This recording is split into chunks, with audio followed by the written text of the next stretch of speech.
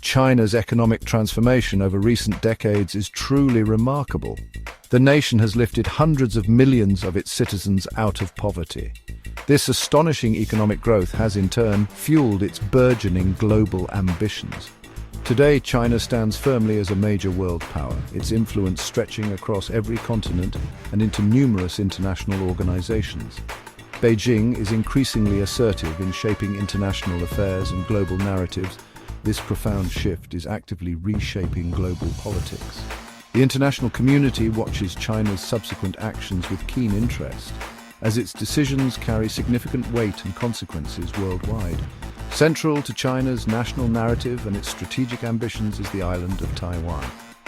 Beijing steadfastly views Taiwan as a renegade province, an inseparable part of its territory. The Chinese leadership has consistently stated its goal of reunification, and importantly, it has never renounced the use of force to achieve this objective. The One China principle is the bedrock of its policy towards Taiwan. This principle dictates that Taiwan must eventually rejoin the mainland. President Xi Jinping has emphasized this as a critical component of China's great national rejuvenation, making it a core objective of his leadership and a point of non-negotiable sovereignty. To exert pressure on Taiwan, China employs a multifaceted strategy. Frequent and large-scale military exercises are conducted in the waters and airspace near the island. These drills often simulate invasion scenarios, including blockades and amphibious assaults, serving as a potent form of intimidation. For instance, a significant amphibious landing exercise was conducted by the People's Republic of China around Taiwan on May 20th, 2025, signaling unambiguous hostile intent. Diplomatically, China relentlessly works to isolate Taiwan on the international stage.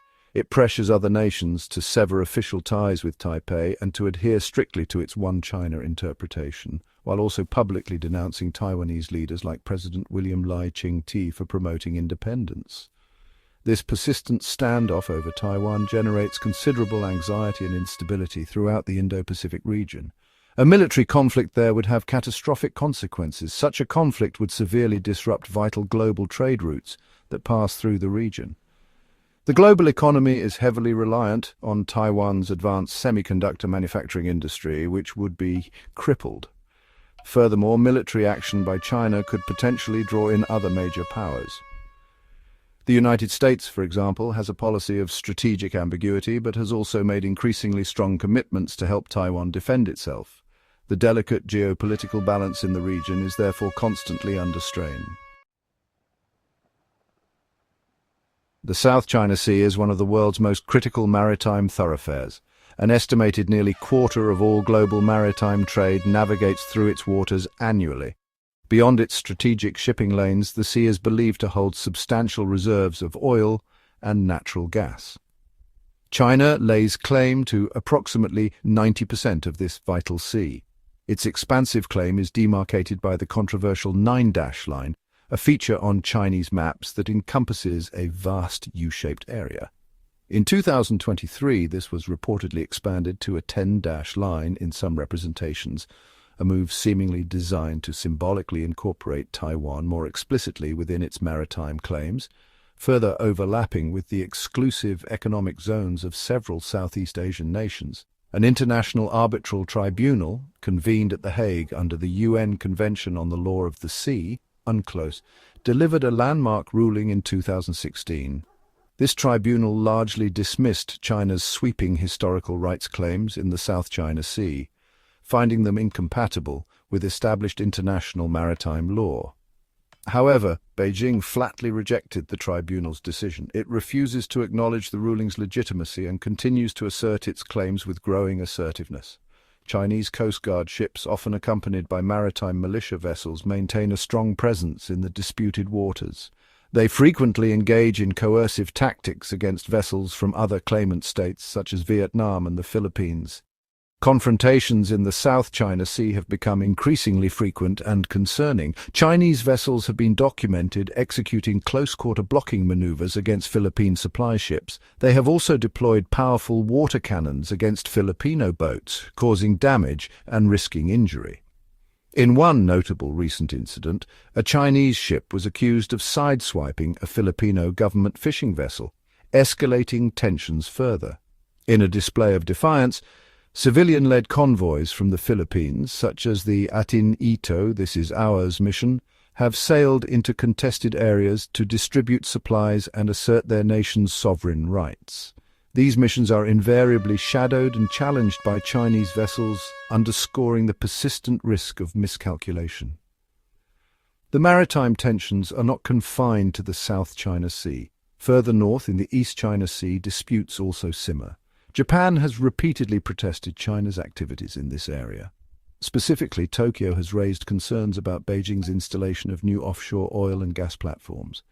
These platforms are being constructed near the median line that Japan regards as the de facto exclusive economic zone (EZ) boundary between the two countries. To date, the People's Republic of China has reportedly built at least 18 such structures in this contested maritime zone. This pattern of behavior across different seas indicates a broader Chinese strategy to methodically expand and consolidate its maritime influence and control. North Korea consistently adds another volatile dimension to the already complex security landscape of Northeast Asia. The isolated, nuclear-armed regime under Kim Jong-un continues its pattern of provocative military actions. It frequently conducts test firings of various ballistic missiles, with some of these projectiles arcing over the Strait of Japan, causing significant alarm in both Japan and South Korea. More recently, North Korea showcased advancements in its conventional military capabilities by test-launching new medium-range air-to-air missiles.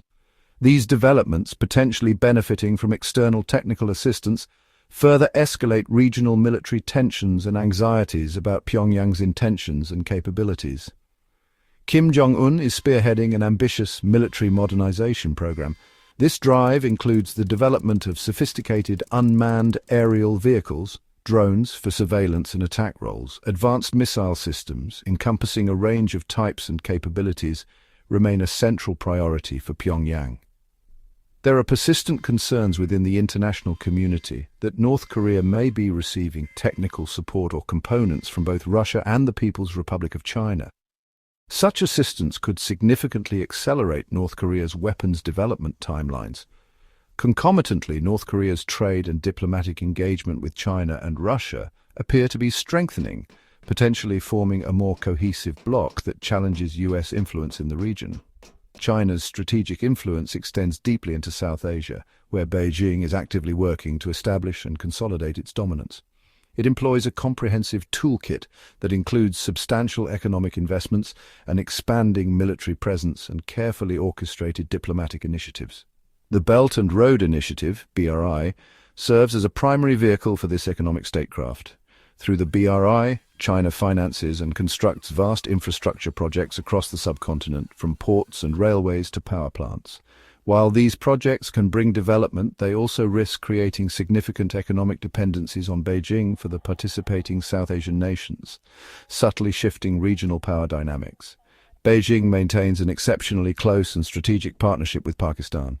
This all-weather friendship has a pronounced military dimension, with China being a major supplier of advanced weaponry to Islamabad. PRC state media often seizes opportunities, such as during India-Pakistan border skirmishes, to promote the perceived effectiveness of Chinese-made military hardware used by the Pakistani armed forces, thereby bolstering the reputation of China's defense industry globally. Elsewhere in the region, China engages in prominent joint military exercises. The Golden Dragon exercises with Cambodia, for example, have showcased advanced PRC military equipment. Critically, China has also funded the significant expansion of Cambodia's Ream naval base, a development that potentially grants Beijing enhanced strategic access to the Indian Ocean. South Korea occupies a geopolitical space fraught with complex security challenges. It confronts persistent and direct military threats emanating from North Korea's illicit nuclear weapons and ballistic missile programs. Simultaneously, the rapid rise of China as a regional and global power presents a different set of intricate challenges for Seoul. Beijing's increasing assertiveness in pursuit of its interests can significantly impact South Korea's economic stability and its broader security calculations. Navigating these interwoven dynamics requires astute diplomacy and a robust defense posture. Maintaining peace and stability on the Korean peninsula remains South Korea's foremost national security objective, a task complicated by the actions of its larger, powerful neighbors. To effectively safeguard its sovereignty and national interests, South Korea must continue to develop and implement comprehensive defense strategies. The strengthening of key alliances is an indispensable component of this approach. The long-standing alliance with the United States remains the bedrock of South Korea's national security architecture, providing a crucial deterrent. Furthermore, enhancing security cooperation with Japan, despite historical sensitivities, is increasingly recognized as strategically vital. Trilateral security cooperation involving the United States, Japan, and South Korea can create a more formidable collective response to shared regional threats and contribute to a more stable security environment in Northeast Asia. Beyond alliances, a range of practical defense measures is essential for South Korea. The country actively participates in sophisticated joint military exercises with its allies. These exercises are designed to enhance military readiness and interoperability. Concomitantly, Seoul is investing heavily in bolstering its indigenous missile defense capabilities to more effectively counter the evolving threats from North Korea. On the diplomatic front, South Korea must engage in careful and proactive efforts. It seeks to counterbalance China's expanding influence without triggering unnecessary antagonism, a delicate balancing act. The United States is also exploring ways to expand the strategic flexibility of U.S. Forces Korea, USFK, to address broader regional contingencies, including potential PRC aggression towards Taiwan, a prospect Beijing monitors closely.